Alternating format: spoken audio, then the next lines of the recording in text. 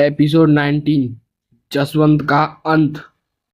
डायन की चोटी ने जसवंत को जकड़ लिया और जोर से खींचकर अपनी ओर खींच लिया। फिर अगले ही पल उसे पूरी ताकत से दूसरी ओर फेंक दिया। डायन अब धीरे धीरे उसकी ओर बढ़ रही थी। उसके नाखून बाहर आ चुके थे। वो तैयार जसवंत के पेट को चीर उसका खून पीने के लिए। मगर तभी कुछ ऐसा हुआ जिसकी उम्मीद शायद किसी ने नहीं की थी, यहाँ तक कि खुद डायन ने भी नहीं। झाड़ियों के पीछे छिपा वरुण ये सब देख रहा था। वो भी ये देखकर दंग रह गया। जसवंत ने एक ही झटके में डायन को 10 कदम पीछे धकेल दिया था। जसवंत अब धीरे धीरे खड़ा हुआ। उसके हाथ में एक कड़ा था जिसे उसने एक झटके में पहले ही उतार दिया था और अब एक और फेंक दिया। फिर वो जोर से चिल्लाया, मगर उसकी आवाज़ इंसानों जैसी नहीं थी, बल्कि एक भेड़िए की भयानक दहाड़ थी। डायन ने सिर उठाया और देखा जसवंत उसकी ओर दौड़ रहा था। वो खुद को तैयार कर रही थी हमला झेलने के लिए।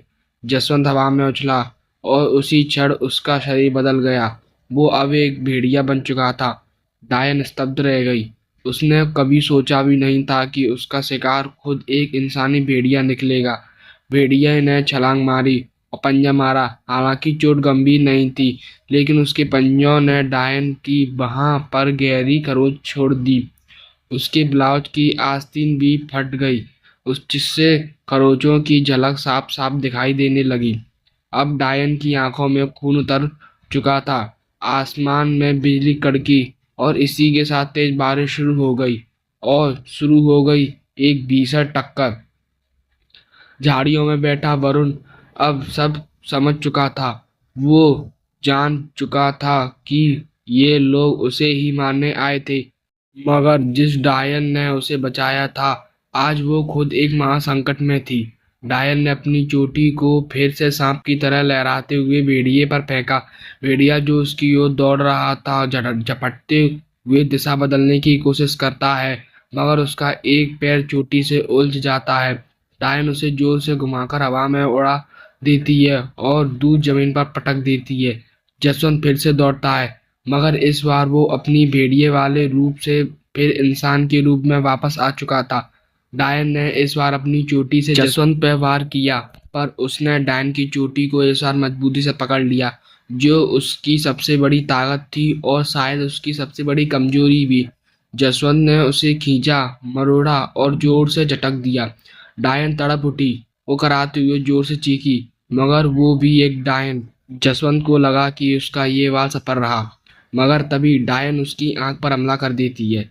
एक आंख फोड़कर उसे उसके चेहरे से अलग फेंक देती है। जसवंत चीख उठता है, मगर उससे पहले डायन अपनी चोटी को हवा में उछालकर फिर से जसवंत को लपेट लेती है। इस बार वो उसे नजदीक नहीं बल्कि सीधा नदी में फेंक देती है। डायन अब गुस्से में पूरी तरह से कांप रही थी। वो बस घूर रही थी नदी की तरफ, जहां वो सच सोच रही थी कि जसवंत डूब चुका है। मगर तभी नदी से एक लाल रोशनी उठती है। वो सीधे डायन की ओर बढ़ने लगती है। डायन सतर्क हो गई। उसने अपने सारी शक्ति समेटी और जसवंत की उस चाल को विफल कर दिया। उसके बाद जसवंत पानी के भीतर से ही अलग अलग दिशाओं से डायन पर हमला करने लगा।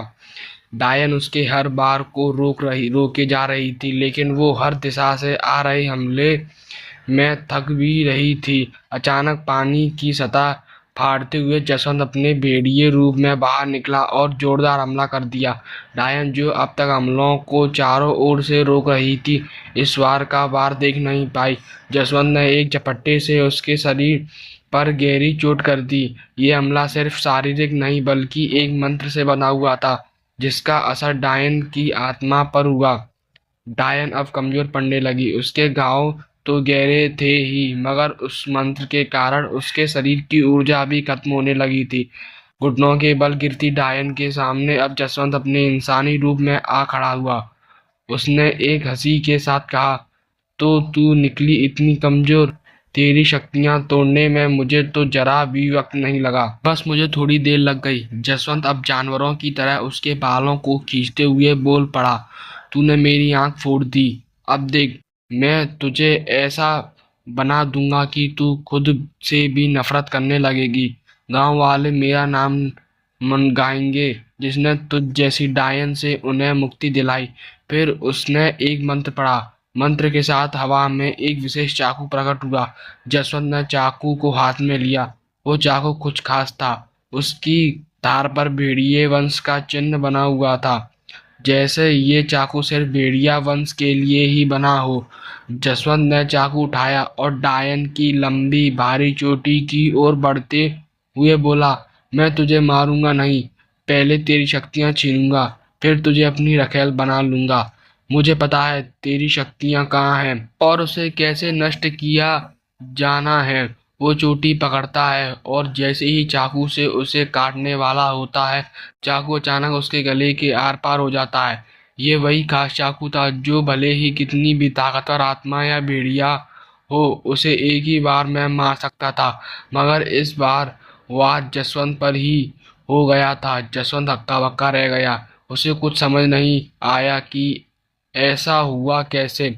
फिर उसने महसूस किया उसका शरीर हवा में झूल रहा है, उसी दबाव के साथ जैसे थोड़ी देर पहले उसके साथियों का महसूस हुआ था। और अगले ही पल उसका शरीर फट जाता है, कई छोटे छोटे चिथड़ों में बदल गया।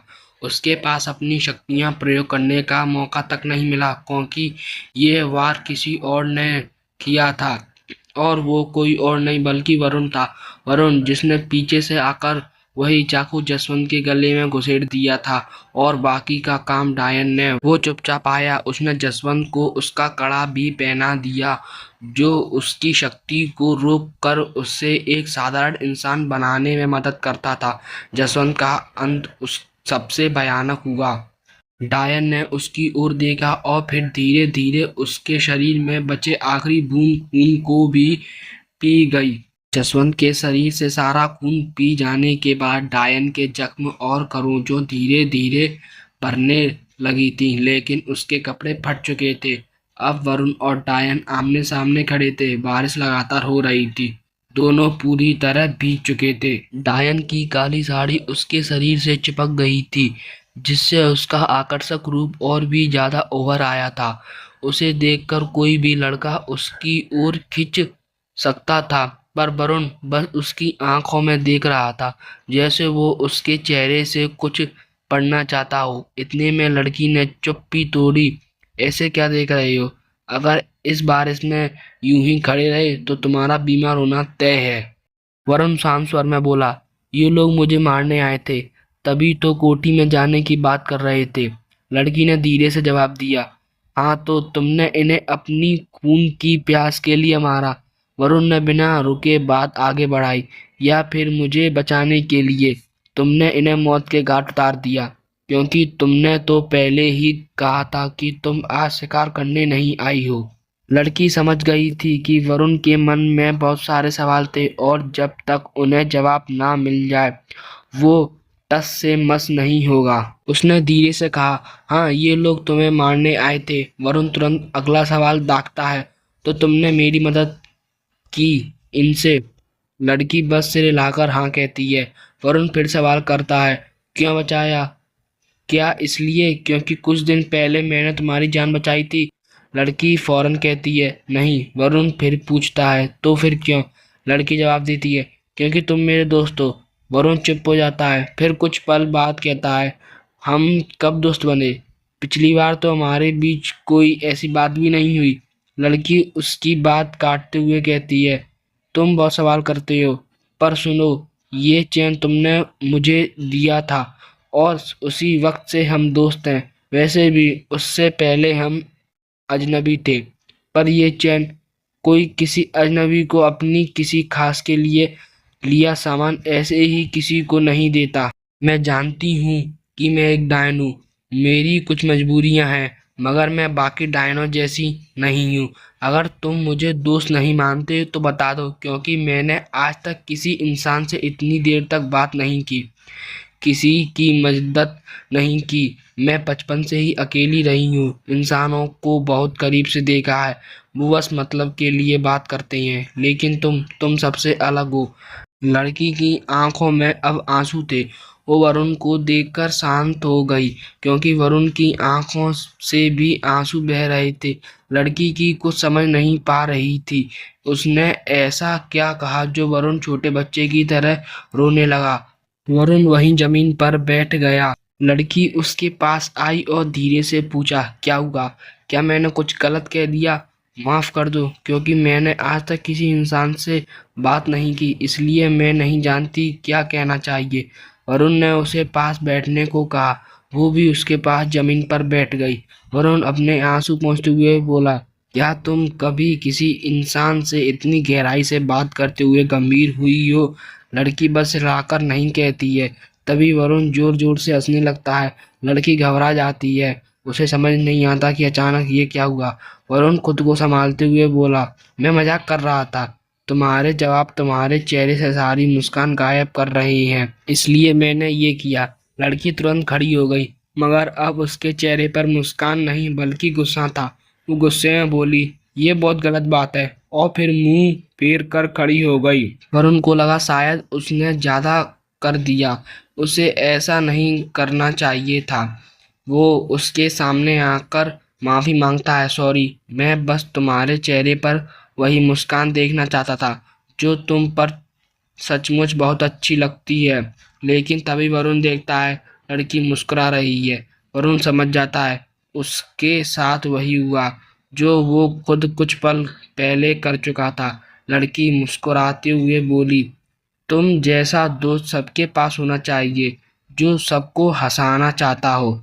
लड़की फिर बोली, वैसे तुम हमेशा ये काले कपड़े पहनकर क्यों घूमते रहते हो?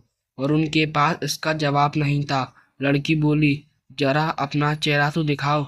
वरुण अपना मास्क हटाता है और उसके पीछे एक बड़ी सी मुस्कान होती है। लड़की झट से उसके सिर पर से काले कपड़े से बंधा टोपा सा हिस्सा भी हटा देती है। अब बारिश बहुत हल्की हो चुकी थी। लड़की बोली, हाँ, अब तुम ठीक लग रहे हो। लेकिन तभी वरुण को कुछ अजीब सा महसूस होता है, जैसे कोई उसे जोर जोर से हिलाकर उठाने की कोशिश कर रहा हो। और फिर वरुण एकदम से उठ बैठता है। वो अभी अभी अपने सपने से बाहर आया था। इसी के साथ वो गहरी गहरी सांसें लेता है और देखता है तो सामने कार्तिक खड़ा था। वो बोला, अबे मैं पिछले 1 घंटे से तुझे उठा रहा हूँ और तू है कि उठ नहीं रहा। वरुण वहीं बेड पर से खिड़की के बाहर देखता है और कहता है, अरे अभी तो सुबह भी नहीं हुई, अब क्या काम है? कार्तिक बोला, पगले, सुबह के 7:30 बज रहे हैं और मौसम भी गड़बड़ है, चल। वो वरुण को जबरदस्ती कमरे से बाहर ले आता है। जैसे ही दोनों हॉल में पहुंचते हैं, ध्रुव उनकी ओर आता दिखता है। वरुण सीधे उससे पूछता है, अबे तू कब आया? ध्रुव मुस्कुराते हुए जवाब देता है, मैं तो सुबह ही आ गया था, तब तू नींद में बेसुध था और तेरी वजह से बेचारे अमन और आर्यन को रात भर कोठी के बाहर बारिश में भीगना पड़ा। वो तो अच्छा था कि कोठी के दरवाजे से सट के खड़े हो गए तो थोड़ा ही भीगे, वरना वहीं जमीन पर पड़े रहते। वरुण बोला, तो इसमें मेरी क्या गलती है? कार्तिक बोला, गलती गलती तो तभी पता चलेगी जब वो दोनों उठेंगे और तू खुद ही उनसे पूछ लियो कि क्या किया तूने। एपिसोड 19 समाप्त। हमारी कहानी यहाँ तक सुनने के लिए धन्यवाद।